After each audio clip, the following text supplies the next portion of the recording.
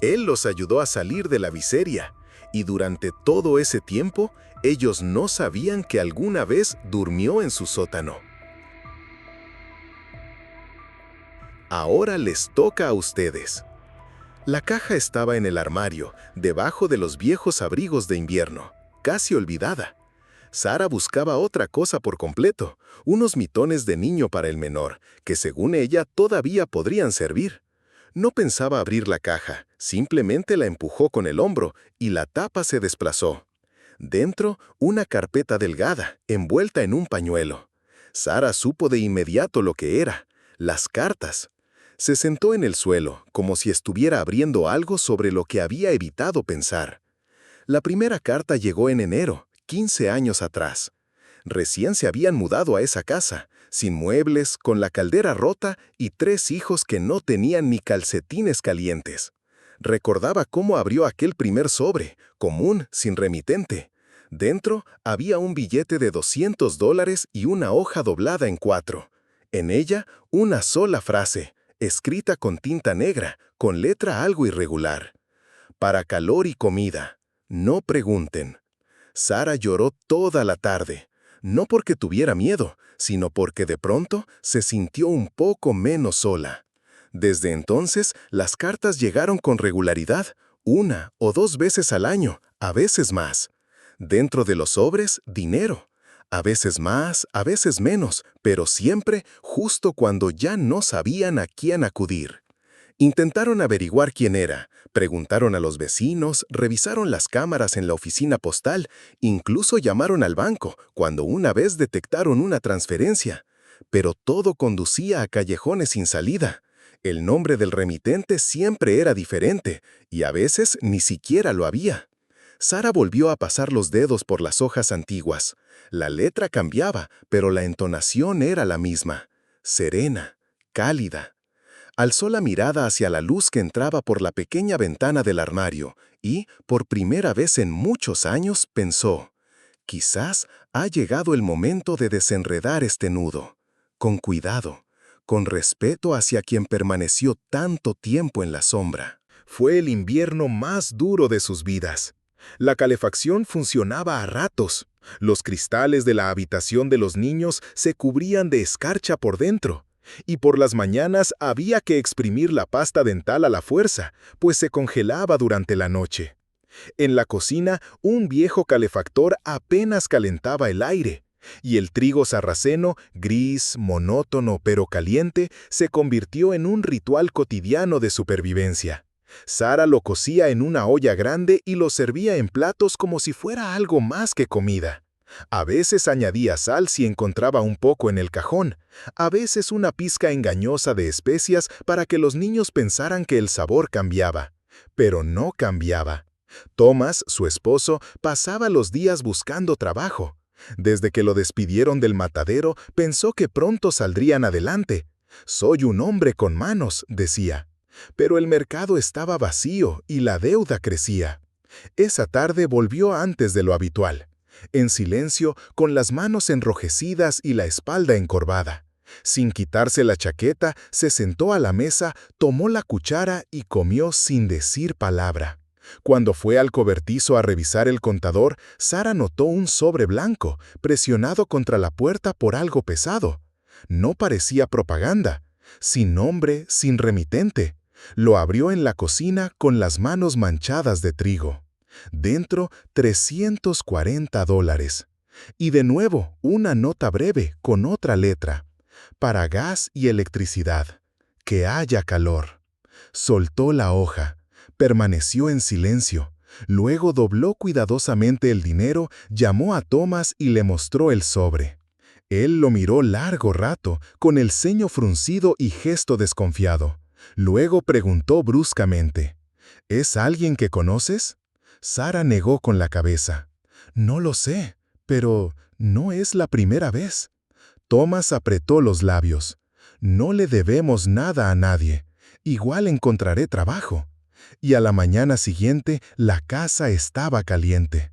Por primera vez en muchas semanas. Pasaron 2 años. La casa ya no se sentía ajena. Las paredes estaban pintadas, las ventanas aisladas, y en el viejo cobertizo Thomas había montado un rincón de carpintería. Sara cosía por encargo, pijamas infantiles, fundas de almohada, a veces cortinas para cafeterías. No había mucho trabajo, pero al menos había algo. Las cartas seguían llegando, en distintas épocas del año, en días variados, sin patrón, pero siempre en el momento justo. Una vez, el mismo día en que se rompió la lavadora. Otra, cuando la menor, Lily, necesitaba gafas y el seguro no cubría óptica infantil. Nunca descubrieron quién enviaba el dinero. Thomas cada vez lo tomaba con más indiferencia. Capaz es algún fondo de iglesia, o alguien jugando. Pero Sara no creía en coincidencias. Cada carta era demasiado precisa, como si el remitente conociera de antemano sus necesidades. Mientras tanto, el hijo mayor, Jake, se preparaba para ir a la universidad. Thomas insistía en que lo lograrían por su cuenta, sin limosnas. Decía limosnas con amargura, como si la palabra le quemara la lengua. No permitía que los hijos hablaran de las cartas. «No es asunto de ustedes», dijo una vez cuando Jake intentó mencionar los sobres. «Vamos a construir nuestra vida. Nadie nos debe nada». Sara entonces guardó en silencio otra carta en la carpeta. La letra era nueva, más cuidada, casi caligráfica. Dentro, exactamente la suma necesaria para la matrícula inicial de Jake. Y solo 2 palabras: que estudie. Sara miró la hoja largo rato, luego la escondió entre recetas en un libro de cocina que nadie usaba. Esa noche, Thomas organizó una cena para celebrar a Jake. Estaba de buen humor, incluso abrió un tarro de pimientos en conserva, una rareza en su mesa. Pronunció un brindis. «Salimos adelante, con nuestras fuerzas, y seguiremos saliendo». Y Sara alzó la copa en silencio. Y por primera vez pensó: ¿y si la verdadera fuerza no es deber siempre, sino saber aceptar? Jake regresó de la universidad en invierno, durante las vacaciones, con una libreta cuadriculada y un tono pensativo en la voz.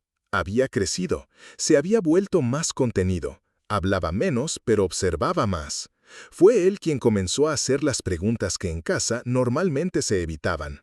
«Mamá, ¿guardas todas las cartas?», preguntó un día, mientras lavaban los platos juntos.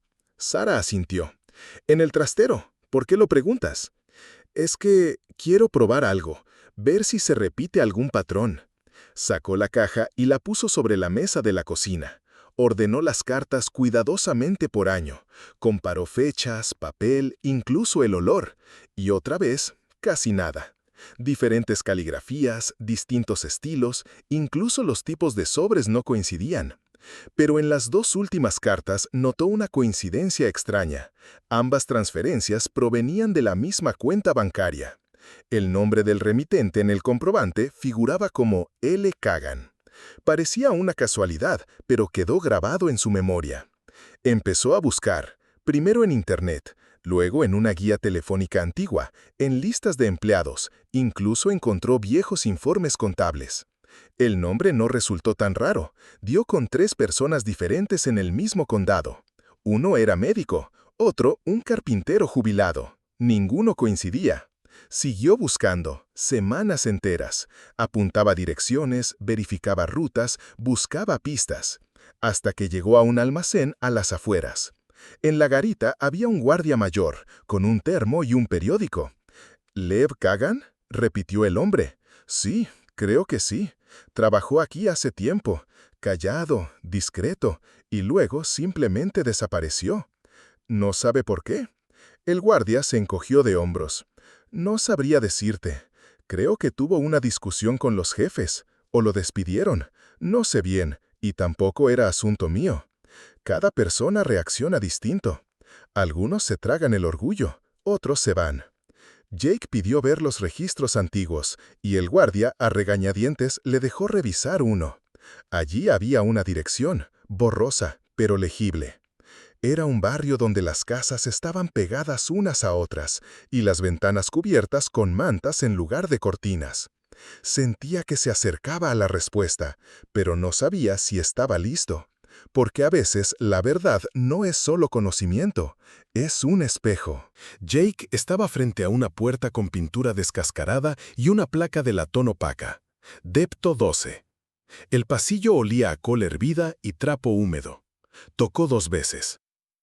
Abrió un hombre delgado, de unos 60 años. Llevaba un suéter gastado y tenía ojos del color del carbón, tranquilos, casi desvaídos. No se sorprendió. Solo inclinó un poco la cabeza. ¿Lev Kagan? Sí. Me llamo Jake Murphy. Yo... Se detuvo, sin saber por dónde empezar. Usted envió cartas a mi familia. Lev no respondió. Solo se hizo a un lado para dejarlo pasar. La habitación era pequeña, limpia. Papel tapiz amarillento, un sofá viejo, unos cuantos suculentos en el alféizar. ¿Conocía a mi padre?, preguntó Jake una vez sentados. Lo conocía, respondió Lev en voz baja. Era mi jefe, en el almacén. Guardó silencio. Luego, como recordando una vida ajena, añadió. Me despidió en una reunión, delante de todos. Intenté explicarme, pero no me escuchó. La gente se rió. Fue desagradable. Jake apretó las manos. ¿Y después de eso usted nos ayudó todo este tiempo? ¿Por qué? Lev lo miró. Un par de años después me enteré por casualidad de que tenía familia, que vivían en esa casa, sin calefacción. Yo sabía lo que era temerle a la factura del gas, y pensé que podía hacer al menos algo. Hizo una pausa, y, como respondiendo a la pregunta no formulada, dijo: Después del despido, entré a trabajar en una empresa de logística. No era gran cosa, pero era estable. Y luego recibí una herencia de una tía lejana. Poca cosa, pero suficiente. Decidí que era mejor usarlo así que gastarlo solo en mí. Jake guardó silencio. Lev continuó. No quería que todo terminara como terminó. Quería dejar otra cosa, no un reproche, un gesto, para que nadie se sintiera como me sentí yo aquel día. Esa noche, al irse, Jake se volvió en el umbral. Gracias, señor Kagan. Lev no sonrió, pero en sus ojos apareció una suavidad. Solo hice lo que una vez deseé que alguien hiciera por mí. Tomás supo la verdad 2 días después. Jake regresó con el rostro tenso. Dejó una nota con una dirección sobre la mesa y dijo: Lo encontré. Vive solo. No quería que supieras. Tomás miró el papel durante mucho tiempo. Al principio en silencio. Luego lo rompió en 3 partes. No es asunto tuyo, dijo en voz baja. Pensé que querrías. No quiero ser humillado otra vez. Pero esa noche, sin decir una palabra, se puso su vieja chaqueta y salió. El edificio era el mismo. La puerta se abrió de inmediato. Lev no se sorprendió. Guardaron silencio un segundo. 10. Una pausa entera, imposible de medir con el tiempo. ¿Te acuerdas de mí?, preguntó por fin Tomás. Claro. Se sentaron, en el mismo sofá donde Jake se había sentado 2 días antes. En aquel entonces yo era otro, dijo Tomás. Creía que ser superior significaba ser mejor. Creía que si alguien cometía un error, había que aplastarlo. Lev no dijo nada, solo lo miraba. Ni siquiera recordaba tu nombre. ¿Y tú? ¿Todo este tiempo? No quería parecerme, eso es todo, respondió Lev en voz baja. Exhaló. A veces es más fácil ayudar que vengarse. Tomás bajó la cabeza. No merezco esto, ni tu ayuda, ni tu perdón. Lev se encogió de hombros. Tal vez no, pero nunca lo calculé. Solo sentí que era lo correcto hacer algo. Se quedaron en silencio. Por la ventana se filtraba la luz apagada de un farol quebrándose en el cristal polvoriento. ¿Por qué empezaste entonces?, preguntó Tomás.